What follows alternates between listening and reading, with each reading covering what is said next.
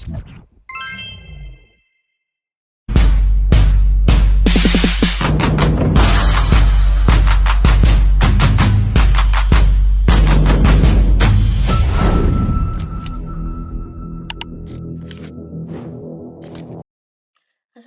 teman-teman. Hello everyone, my name is Cecilia Chinisa. I'm in the Elephant Guild of Visual Communication Design. In this video, I will introduce my class of work practice. Teman-teman, sebelum kita melalui aktivitas, alangkah baiknya kita berdoa terlebih dahulu ya. Allahumma bika asbahna, wa bika amsayna, wa bika nahya, wa bika namutu, wa ilaika nusyur. Teman-teman, pertama-tama di video ini aku akan memperkenalkan sejarah singkat wali kota loh. Teman-teman, wali kota Jakarta Utara memiliki sejarah yang panjang loh ternyata. Yuk kita dengarkan sejarah singkat wali kota Jakarta Utara.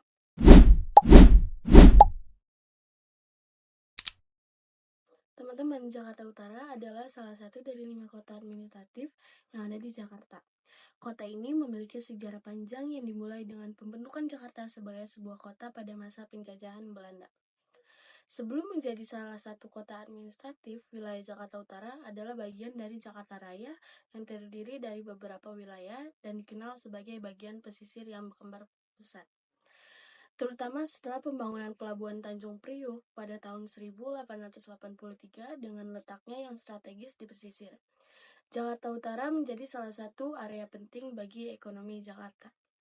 Pada tahun 1960, Jakarta dimulai dibagi menjadi beberapa kota administratif dan wilayah yang sekarang dikenal sebagai Jakarta Utara.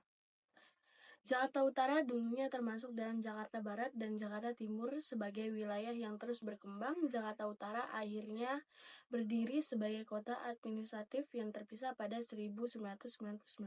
Teman-teman, Jakarta Utara dan wali kota Jakarta Utara itu dari tahun ke tahun ada yang memimpin loh. Yuk kita lihat siapa aja pemimpinnya. Sejak menjadi kota administratif, Jakarta Utara dipimpin oleh seseorang wali kota yang ditunjuk oleh pemerintah Provinsi DKI Jakarta. Wali kota Jakarta Utara bertanggung jawab atas administrasi, pembangunan, dan kesejahteraan masyarakat di wilayah ini. Pejabat yang memimpin hingga saat ini adalah Ali Maulana Hakim. Ali Maulana Hakim bertujuan untuk menciptakan Jakarta Utara yang maju, sejahtera, dan berbudaya dengan melibatkan masyarakat dalam pembangunan. Nah, itu dia teman-teman sejarah singkat wali kota Jakarta Utara. Teman-teman, setelah kita mengetahui sejarah wali kota Jakarta Utara, aku juga akan memberitahu kalau SOP yang berlaku di wali kota Jakarta Utara. Wali kota Jakarta Utara mempunyai SOP yang telah ditetapkan, yaitu SOP kerja di kantor wali kota Jakarta Utara. Kantor Wali Kota Jakarta Utara meliputi prosedur standar dalam pengelolaan surat masuk dan surat keluar, pelayanan masyarakat, pengarsipan, serta koordinasi kegiatan pemerintahan di tingkat kecamatan dan kelurahan. Proses pelayanan seperti legislasi surat dan akan pembuatan akta mengikuti langkah-langkah struktur untuk memastikan ketepatan, efisiensi, dan transparansi, tanpa penguatan biaya. Jam kerja biasanya dimulai pukul 07.30 pagi hingga 16.00. Dengan fokus pada pelayanan yang tepat dan akuntabel sesuai peraturan pemerintahan, SOP ini bertujuan menjaga konsistensi dan kualitas layanan publik di wilayah Jakarta Utara. Nah, itu dia teman-teman SOP yang telah ditetapkan di kantor Wali Kota Jakarta Utara.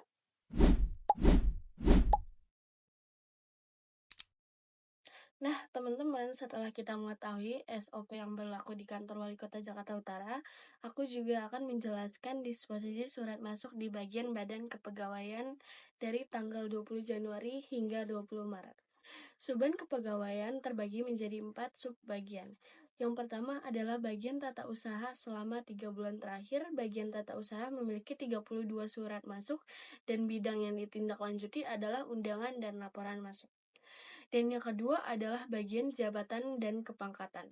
Jabatan dan kepangkatan memiliki 78 surat masuk dan bidang yang ditindaklanjuti adalah usulan pensiun dan kenaikan jabatan.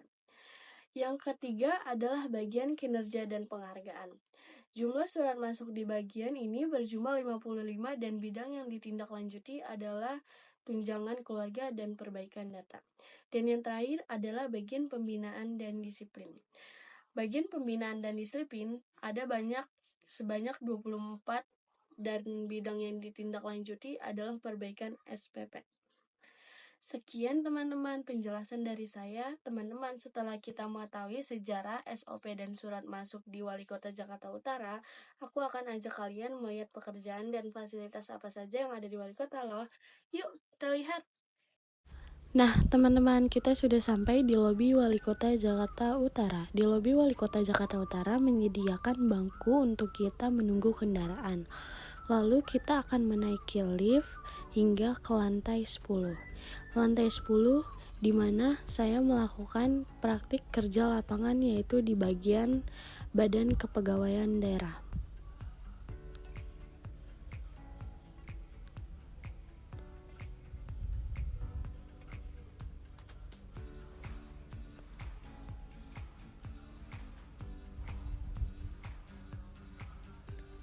Nah, teman-teman, kita sudah sampai di lantai 10 di mana tempat saya PKL, yaitu Badan Kepegawaian Daerah. Nah, teman-teman, seperti biasa sebelum kita memasuki ruangan diwajibkan untuk absen terlebih dahulu.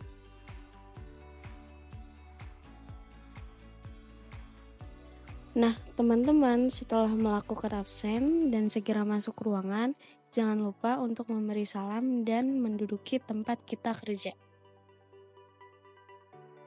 After I'm ready to work, I start by filling and inputting incoming mail.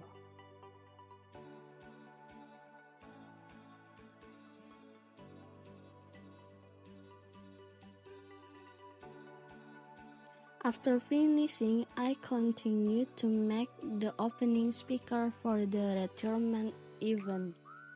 Nah, teman-teman, setelah kita selesai melakukan pekerjaan, dikarenakan ini hari Rabu adalah hari lari sore bersama.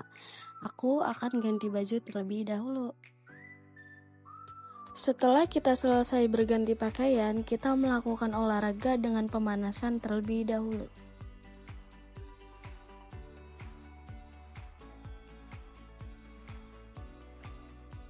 Setelah kita selesai pemanasan, kita melakukan lari kecil sebanyak 4 putaran.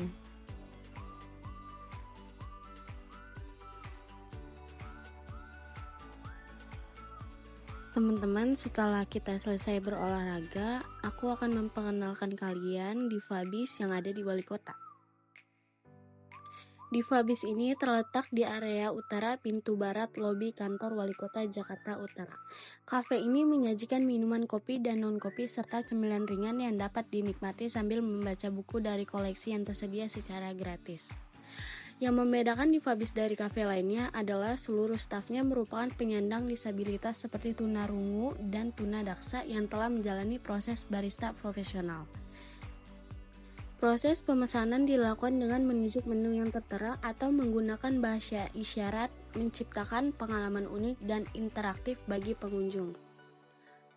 Dengan harga yang terjangkau dan suasana yang nyaman, Diva Bis Cafe menjadi pilihan tepat bagi Anda yang ingin menikmati kopi saat mendukung pemberdayaan difabel di Jakarta Utara. Nah, teman-teman, setelah kalian melihat Diva Bis, apa yang kalian pikirkan? Apakah kalian menarik? Dan selain itu, di Wali Kota terdapat butik batik dan juga lantai 2 terdapat aula-aula yang sering dipakai untuk acara-acara pensiun. Nah, teman-teman, bagaimana menurut kalian setelah menonton video ini? Terima kasih sudah mendengarkan. Sekian dari saya. Terima kasih. Assalamualaikum.